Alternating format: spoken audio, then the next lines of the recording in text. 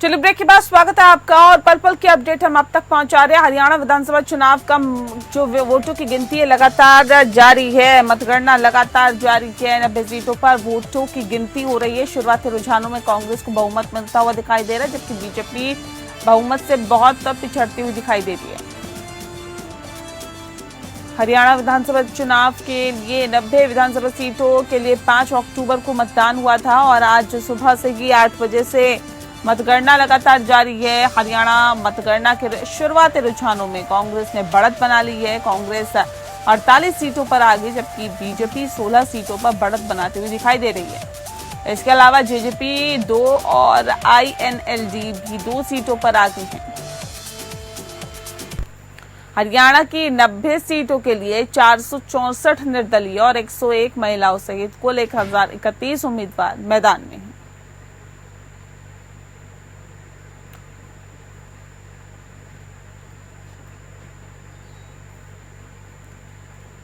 तो पूजा पाठ का दौर भी शुरू हो गया है। तस्वीरें आप देख रहे हैं।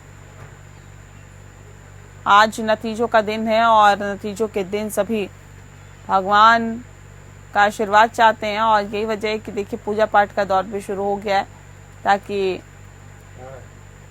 उनका साथ ऊपर वाला भी दे। ऐसे में आपको बता दें कि 90 सीटों के लिए जो वोटिंग हुई हरियाणा में, उसके नतीजे आज शाम तक साफ हो जाएंगे। किसकी सरकार जनता ने बनाई है, लेकिन रुझान बहुत कुछ संकेत देते हैं, संदेश देते हैं और रुझान ये बता रही है कि कांग्रेस को बहुमत मिलता हुआ दिखाई दे रहा है।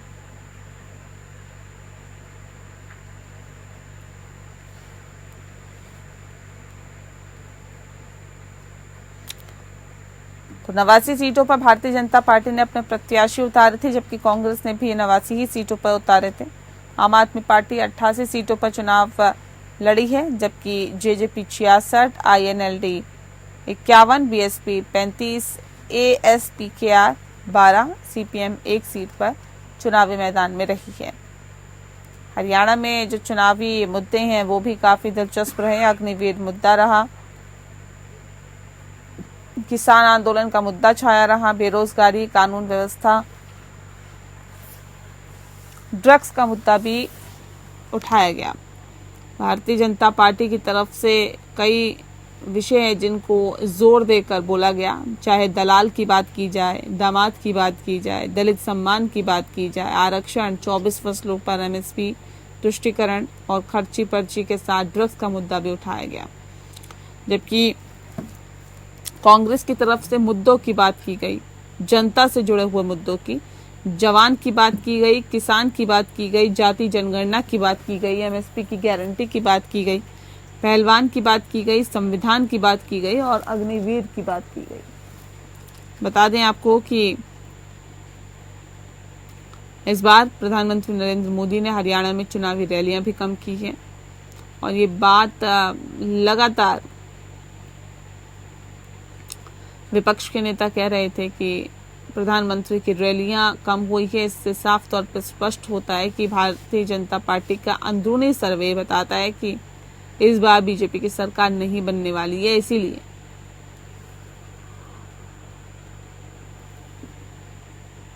प्रधानमंत्री ने यहाँ पर रैलियां कम की है। प्रधानमंत्री ने हरियाणा विधानसभा चुनाव के मद्देनजर महज 4 रैलियां की, 4 जनसभाएं की, जनता को संबोधित किया, जबकि अमित शाह ने 10 जनसभाएं की, राहुल गांधी ने 9, जबकि प्रियंका गांधी ने 5 चुनावी कार्यक्रम किए हैं।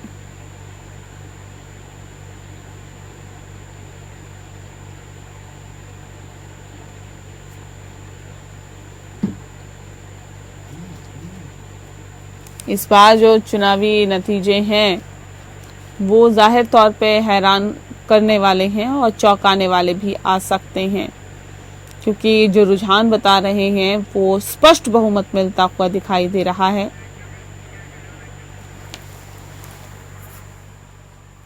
भारतीय कांग्रेस पार्टी को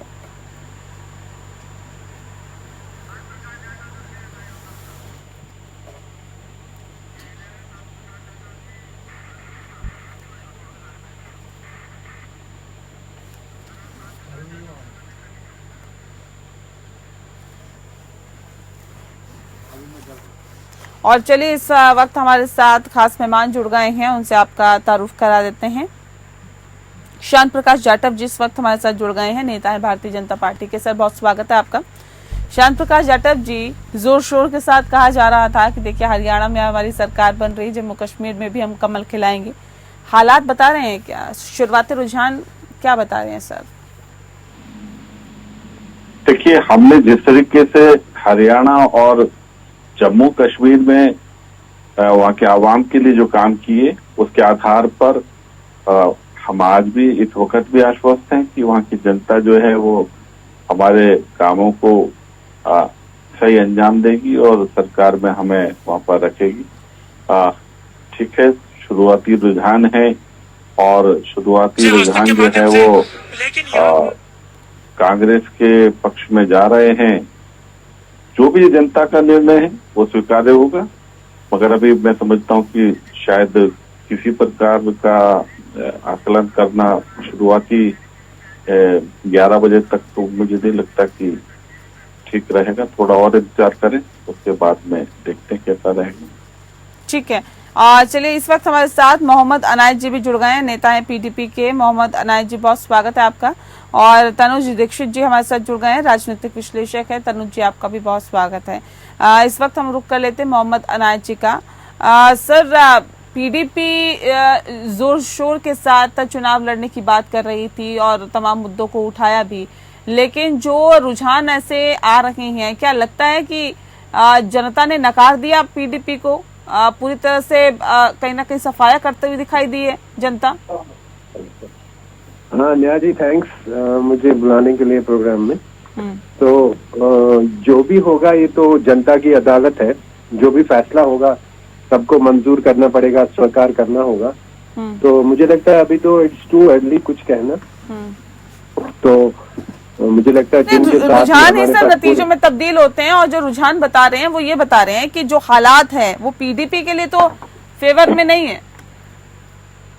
नहीं, बीजेपी के लिए क्या हो सकते हैं? ये तो शांति प्रकाश जी हमेशा बोलते रहते हैं, या जितने भी हमारे पास बीजेपी के नेता हैं, कि हमने जी बहुत तरक्की डेवलपमेंट किया, तो वो सब लेके हम जनता के सामने जा रहे हैं। हरियाणा में भी उनके जो बड़े दावे किए जा रहे थे, तो अभी हमारे साथ जो लीड्स आ रही हैं चुनाव की, तो पता चल रहा है कि कितनी डेवलपमेंट हुई है, लोग उनके काम से कितने खुश हैं इनके पिछले 10 साल की कार्यकाल से।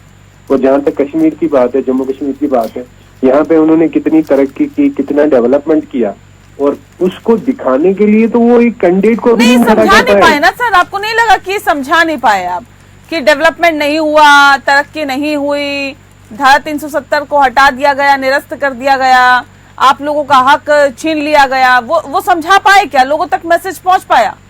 नहीं, देखिए ये सिर्फ पीडीपी की बात नहीं है, यहाँ पे अदर देन बीजेपी जितने भी हमारी पॉलिटिकल पार्टीज हैं, जितने भी पॉलिटिकल पार्टीज हैं, ठीक है, राजनीतिक संगठन हैं, उनको तो वो तो हर एक पॉलिटिकल पार्टी का तो यही स्टैंड है कि जो यहाँ पे कुछ जो भी खराबी हुई है सब बीजेपी के कार्यकाल में हुई है।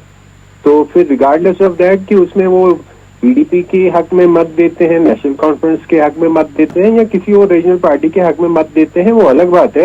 लेकिन सब लोगों का तो बेसिक स्टैंड यही है कि जो कुछ खराबी यहाँ पे हुई, सिर्फ जम्मू कश्मीर में नहीं पूरे देश में, उसकी जिम्मेदार बीजेपी है, उसकी ये जो है डिफेक्टिव पॉलिसीज है। और उसका नतीजा तो आपको इलेक्शन से पहले ही हुआ कि उन्होंने तो एक इलेक्शन कैंडिडेट भी नहीं खड़ा कर दिया कश्मीर प्रोविंस में। वो एक बीजेपी का झंडा दिखाने से भी वो डर गए। तो यही वजह है कि उन्होंने सारे प्रॉक्सीज खड़ा कर दिए। प्रॉक्सीज की बात तो आपको छोड़िए, एक कश्मीरी को उन्होंने बंद रखा था अनलॉफुल एक्टिविटीज में पिछले 5.5 साल से, और उसको वो अपना प्रॉक्सी लेके यहाँ पे खड़े किए हुए हैं। इससे ज्यादा बीजेपी कितना नीचे जा सकती है अपनी पॉलिटिकल इंटरेस्ट के लिए? अच्छा, ये बताइए, ये जो आंकड़ा दिखा रहे हैं ये बहुत कम सीटों पर सिमटते हुए दिखा रहे हैं आपको, इसकी मुख्य वजह आप क्या मानते हैं? नहीं, हो सकता है मैं आपको मतलब हम तो जब चुनाव में आती है कोई भी पार्टी आती है तो उनके अपनी कुछ चीजें होती हैं जो आप आवाम के सामने रखते हैं, जनता के सामने रखते हैं। तो फाइनली ये तो जनता ही है, पब्लिक ही है कि उनको वो किस हद तक एक्सेप्ट करती है। तो यही ये सबके लिए है। बीजेपी अपना पीडीपी कोई एक्सेप्शन है नहीं, ये हमारे लिए भी है। तो जो भी आवाम का फैसला होगा वो सबको मंजूर होगा, हमें भी मंजूर होगा इंशाल्लाह। तो ये बात है कि असेंबली में कम सीटें का मतलब लेने का मतलब ये नहीं है कि हम अपनी जो बेसिक फिलोसफी है उसके ऊपर वहां पे कहीं कंप्रोमाइज करें, या जो भी एक मिशन लेके पीडीपी चल रही है उस मिशन को लेके कहीं पे कंप्रोमाइज करें, ऐसी बात नहीं है। और अगर चुनाव केवल पीडीपी का लक्ष्य होता तो हमारे जो पार्टी प्रेसिडेंट है वो भी आज इलेक्शन में हिस्सा ले रहे होते, लेकिन ऐसी बात है नहीं। ठीक है तनुज जी, किस तरह से देखते हैं आप जो जम्मू कश्मीर विधानसभा चुनाव के रुझान आ रहे हैं? देखिए नेहा जी, मैं ये बात पहले भी बोल चुका हूँ कि इस बार जिस तरीके से वोटिंग हुई कश्मीर के अंदर, पहले 2 फेज में कम परसेंटेज में, और जम्मू डिवीजन की जब सबसे अत्यधिक आखिरी फेज की जब वोटिंग थी उसमें हाईएस्ट वोटिंग हुई। लेकिन जैसे मैंने आपसे कहा था, वहां पर जो लोकल दल है, देखिए 2 मैटर बहुत बड़े हैं इसमें। एक तो 10 साल तक चुनाव ना होना, जिस वजह से 10 साल के अंदर कई सारी लोकल पार्टियों ने, लोकल नेताओं ने अपने आप को मजबूत किया जम्मू के अंदर, कश्मीर के अंदर। वहीं जो लीडिंग पार्टीज थी उनके हालात भी लोगों ने भूले नहीं। पिछली सरकार जो मुफ्ती की थी 10 साल पहले, उसको लोगों को याद था। ऐसे में पीडीपी को वोट देना भी लोगों के लिए मुनासिब नहीं लगा उन्हें। उनका जो भी आकर्षण का केंद्र था वो निश्चित रूप से, क्योंकि अगर पीडीपी आती तो बीजेपी को समर्थन मिलता, तो ऐसे में पूर्ण बहुमत बीजेपी के साथ में भी नहीं हो सकता था। तो दोनों कंडीशन अगर देखी जाए तो इस वजह से एक गठबंधन जो उनका, भले वो घोषित हो या ना हो, लेकिन वो गठबंधन सबको पता है कि वहाँ हो सकता था। ऐसे में दोनों ही पार्टियों को लाभ नहीं मिला। वहीं हम बात करें तो जो अन्य दल और कांग्रेस को फायदा जिस हिसाब से मिल रहा है, निश्चित रूप से ये दिख रहा है कि जो आर्टिकल 370, 35A की बात करते हैं, जो बातें होती हैं विजन कश्मीर की, तो विजन कश्मीर सबको नहीं सुहाएगा। और जनता वहाँ की जो चाहती है, जो वहाँ का आवाम चाहता है, वही फैसला आज हम देख रहे हैं। जी ठीक है। श्याम प्रकाश यादव जी, सवाल इस बात को लेकर भी है कि देखिए आप लोगों ने खूब हो हल्ला काटा और इस मुद्दे को बहुत उठाया, भुनाने की कोशिश की कि जो कांग्रेस और एनसी की सोच है वही पाकिस्तान की सोच है, लेकिन उसके बावजूद भी उसका फायदा होता हुआ दिखाई नहीं दिया। उठाया भी, भुनाया भी। देखिए जो सोच इनकी है, आज भी वही सोच जो है इस देश के लिए नुकसानदायक है, ये सच है। और सही मायने में हो हल्ला नहीं काटा, आवाम को आगाह कराया, आवाम को ये बताया कि ये सोच जो है, जो पिछले 35 वर्ष से वहां पर व्याप्त थी, आज भी उसी सोच के लोग आपके बीच में जो है वोट मांगने आ रहे हैं।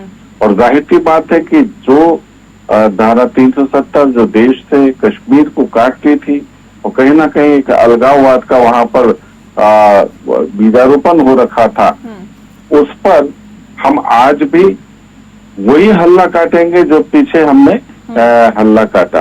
क्योंकि जिस प्रकार का वहां पर तंत्र जो है इस वक्त में वोट मांगने आया हुआ है, और ठीक है इस वक्त बढ़त भी बनाए हुए हैं शुरुआती रुझान में, वो किसी भी दूरदर्शी से देश के लिए, कश्मीर के लिए वो तंदुरुस्त विचारधारा नहीं है। अब हमने वहां पर जो वहां के आवाम को, वहां के नौजवानों को जिस तरीके से वो सब चीजें झेलनी पड़ रही थी, जिसके कारण से आज वहां पर बेरोजगारी और किसी प्रकार का कोई विकास नहीं हो रहा था, इस प्रकार की बातें ये लोग स्वयं कहते हुए नजर आए। और आज जब हमने 10 वर्ष के अंदर वहां पर विकास किया, तमाम तरीके की योजनाएं हमने वहां पर शुरू की, उसके बावजूद उस विकास को सराहा नहीं लोगों ने, उस विकास को सराहा नहीं लोगों ने। लोगों ने धारा 370 को भी सराहा नहीं, 35A को भी सराहा नहीं, हटा दिया। ठीक बात है, वो उनपे जो लोग चुनाव लड़ रहे हैं बेसिकली उनका एक काफी लंबे से वहां पर एक लोगों के बीच में पकड़ रहने के कारण और वहां की जनता को बहकाने के कारण से वो सब चीजें जो है ना वो स्टैब्लिश पहले थी, अभी भी कुछ पकड़ उनके बीच में है, मगर सही मायने में धारा 370 और 35A वो किसी भी सूरत में वहां पर मुफीद नहीं थी। हमने वो हटा दी है, बेशक से परिणाम कुछ भी हो, वो स्थिति दोबारा किसी सूरत में पैदा नहीं होगी। हम वहां पर एक बहुत बेहतर तरीके से चुनाव की व्यवस्था करवा पाए। 35 साल के बाद में वहां पर सिनेमा हॉल खुले हैं, वहां पर रात में 1 बजे तक लोग घूम रहे हैं, फिर रहे हैं। जो हालात थे उसको सही साबित करने का काम जो है भारतीय जनता पार्टी ने किया और ठीक है, वहां का जो भी निर्णय आता है वो स्वीकार है। जनता अपने आप में जनार्दन है, मगर जो है निगाह हमारी फिर भी बनी रहेगी, क्योंकि कश्मीर जो है नहीं, जनता जनार्दन है और जो जनता फैसला सुनाएगी वो सर्वमान्य होगा, इसमें कोई दो राय नहीं है। लेकिन सवाल इस बात को लेकर है कि देखिए दूसरी पार्टियां तो ये कह रही है भारतीय जनता पार्टी जीत कदम भर रही है, कैंडिडेट तक नहीं थे इनके पास अपनी सीटों पर उतारने के लिए, पूरी सीटों पे चुनाव भी नहीं लड़ पाए ये लोग।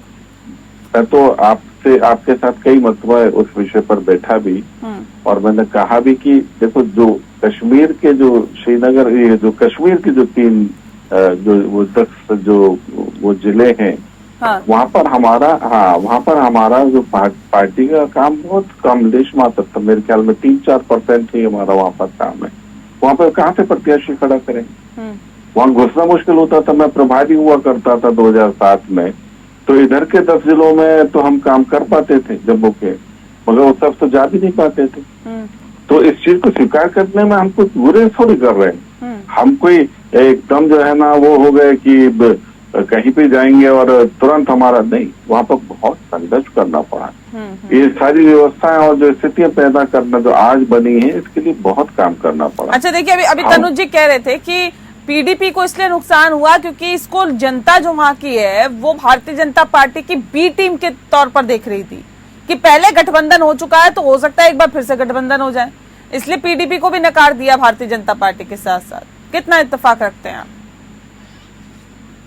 मैं इस बारे में कुछ नहीं कह सकता, क्योंकि पीडीपी तो उसी पैटर्न पर चल रही है। उन्होंने तो देखा नहीं कि वो नसरुल्लाह के उस पर कितना बेहतर तरीके से लोगों के बीच में शोक भी किया और विदेशी एक आतंकवादी संगठन का कोई मारा गया, उसके ऊपर उन्होंने पूरे कश्मीर में शोक करा है। खुद भी जो है ना उन्होंने 2-3 दिन जो है प्रचार रोक करके रखा।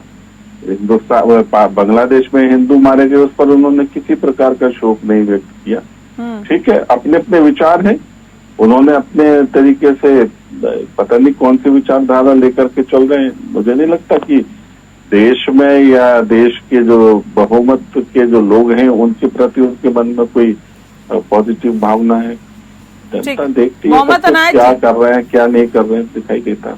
ठीक है, मोहम्मद अनायत जी, जिस बात का जिक्र अभी तनुज जी कर रहे थे, कितना इत्तेफाक रखते हैं? क्या इसका नुकसान का पूरा अब ठीकरा भारतीय जनता पार्टी की तरफ फोड़ा जाएगा क्या, कि नहीं इन्हीं के तौर पर हमें देखा जा रहा था, इनकी बी टीम के तौर पर देखा जा रहा था? ये तो कह रहे हैं आप खुलकर सियासत कर रहे थे, उन मुद्दों पर भी खुलकर बोल रहे थे जो कि भारतीय जनता पार्टी जिससे गुरेज करती है, फिर कैसे बी टीम के तौर पर देखा लोगों ने? नहीं, ऐसा कुछ नहीं है। अब इसके बारे में मैं कुछ कह नहीं सकता, लेकिन जहाँ तक भारतीय जनता पार्टी की बात है, जो अभी ये अपना शांति प्रकाश जी बोल रहे हैं कि किन मुद्दों पर हम बात कर रहे हैं, शायद उनको माओवादी का बयान दिखाई दिया और उनको जो यूनाइटेड नेशंस की जनरल असेंबली ने बिल्स पास के दिए इसराइल के खिलाफ, उसको वो दिखाई नहीं दे रहे हैं। उनको शायद जो फ्रांस के प्रेसिडेंट है उन्होंने जो बैन लगाई थी कि arms supply to the Israel should be stopped, वो उनको दिखाई नहीं दे रहा है। नेतन्याहू ने जो गाली गलोच बका है अपना फ्रेंच प्रेसिडेंट के खिलाफ, वो उनको दिखाई नहीं दे रहा है। यूनाइटेड नेशंस जनरल असेंबली में या इंटरनेशनल कोर्ट ऑफ जस्टिस में जो साउथ अफ्रीका ने मोशन लाई थी इसराइल के खिलाफ and that was judged against the Israel, वो उनको दिखाई नहीं दे रही है। एक दिन में 300 उन्होंने लेबनान के शहरियों को मार डाला, वो उनको नहीं दिखाई दे रहा है। तो इसमें मेरा कोई दोष नहीं है। अगर ये अपनी आंखों के ऊपर बीजेपी कोई चश्मा चढ़ाने चढ़ा के बैठी हुई है, तो ये उनका प्रॉब्लम है, हमारा प्रॉब्लम नहीं है। और जहाँ तक बांग्लादेश के ये हिंदुओं की बात कर रहे हैं, तो ये तो आज हिंदुओं की बात कर रहे हैं। आप उनको ये बताइए, जब तक बांग्लादेश में वहाँ की हुकूमत का तख्ता पलट हो गया, वो कहाँ पे थे? अभी तो जयशंकर जी को ये पाकिस्तान भेज रहे हैं, ठीक है। वो बोल रहे हैं कि हमारे फॉरेन मिनिस्टर है, क्या हमारी फॉरेन पॉलिसी है? क्या हमारी एम्बेसी कर रही थी बांग्लादेश में बैठ के, जब तक शेख हसीना को यहाँ के भाग के आना पड़ा लखनऊ में, यहाँ पे वो शरण लेके बैठी हुई है। किसकी बात कर रहे हैं? किस डेवलपमेंट की बात? हमेशा तो ये लोग डेवलपमेंट की बात कर रहे हैं। आप मुझे बताइए, अगर एक आदमी, एक पार्टी को या एक विधायक को चुना जाता है चुनाव के लिए, तो उसको क्या अपना ऐश आराम के लिए चुना जाता है? उसको पब्लिक के काम करने के लिए चुना जाता है, डेवलपमेंट के काम करने के लिए चुना जाता है। और जो आदमी अपनी कोई ड्यूटी करता है और उसके लिए बोलेगा कि मैंने अपनी ड्यूटी की, मुझे लगता है उससे तो मुझे लगता है ये कोई अक्लमंदी वाला स्टेटमेंट है नहीं। और जब ये आज की डेट में उनको जनता नकार रही है, चाहे वो हरियाणा हो या जम्मू कश्मीर है, इसका मतलब है कि जो वादे वो करके आए थे आवाम के सामने पिछले 10 साल में, उसमें तो वो फेल हो चुके हैं। किस डेवलपमेंट की बात कर रहे हैं? डेवलपमेंट की तो ठीक है, लेकिन खुद को भी तो टटोलना होगा ना सर, कि हमारी कहाँ खामियां रहेगी, कहाँ गलतियां रह गई। जी, आप मुझे 30 सेकंड दीजिए। जल्दी इन से। चीजों को, जो मैंने अभी बातें बोली, इन चीजों को देख के मुझे लगता है कि हाँ, हम बीडीपी को इनके साथ अलायंस करने से पूरी संभावना नुकसान की उठती है, कोई फायदे की नहीं उठती है। ये कहने में मुझे कोई संकोच नहीं है। ठीक है, चलिए, बहुत शुक्रिया आप सभी मेहमानों का हमारे साथ इस खास चर्चा में शामिल होने के लिए। तो पल पल के अपडेट से हम अपने दर्शकों को रूबरू करा रहे हैं। एक छोटा सा ब्रेक हम यहाँ पे ले लेते हैं, चल लौटते हैं। बने रहिए हमारे साथ, देखते रहिए APN।